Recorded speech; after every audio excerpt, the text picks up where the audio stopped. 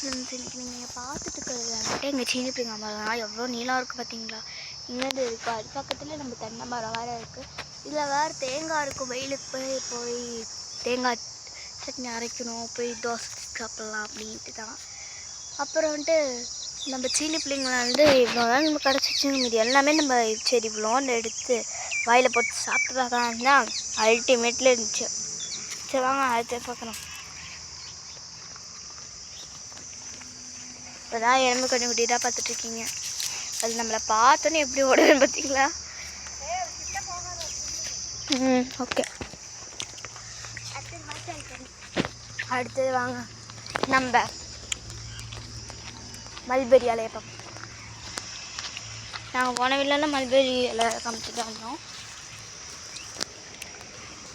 Mulberry இலை பார்க்கவே அழகாக இருக்குல்ல.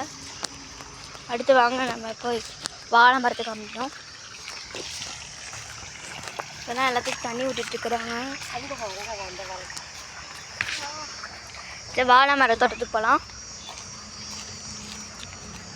நம்ம ஓர பிள்ளை பற்றி நிறைய போட்டிருப்போம். இப்போ நம்ம தோட்டத்தில் இருக்க என்னென்ன இருக்குன்னு காமிச்சோம்.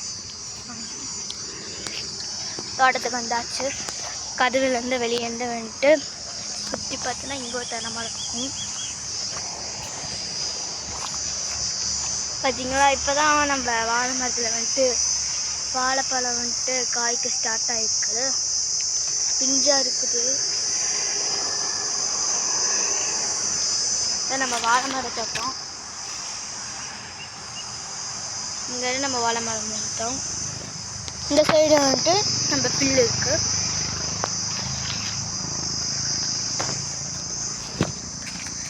சரிவாங்க நம்ம வாய்க்காலை பார்க்கலாம். மல்பெரி இது பார்க்க மல்பெரி. அங்கே எங்கள் அத்தை நின்றுட்டு அங்கே ஒரு மல்பெரி இருக்குது, இங்கேயும் மல்பெரி இருக்குது. பார்க்கவே அழகாக இருக்குல்ல. ஓ இப்படி பார்க்கவே ஒரு வட்டம் மட்டுமே இருந்துச்சு.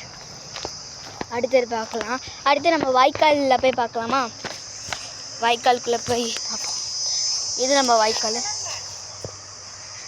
பார்த்திங்களா. நம்ம வாய்க்கால் அங்கேருந்து நமக்கு தண்ணி வருது.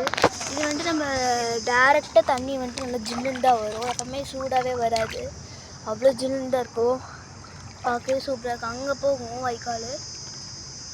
இங்கேருந்து வாங்க எங்கே இந்த வாய்க்கால் தண்ணி வருதுன்னு காமிக்கிறேன். அடுத்து நம்ம வாய்க்கால் தான் பார்க்க போகிறோம்.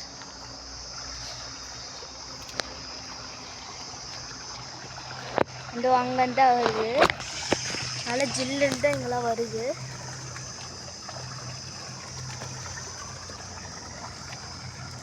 அப்புறம் இங்கே ஒரு வாழை மரம் இருக்குது. அப்புறம் இங்கே சுற்றி பூராமே பில்லு தான். அதுக்கு பின்னாடி பில்லு தான்.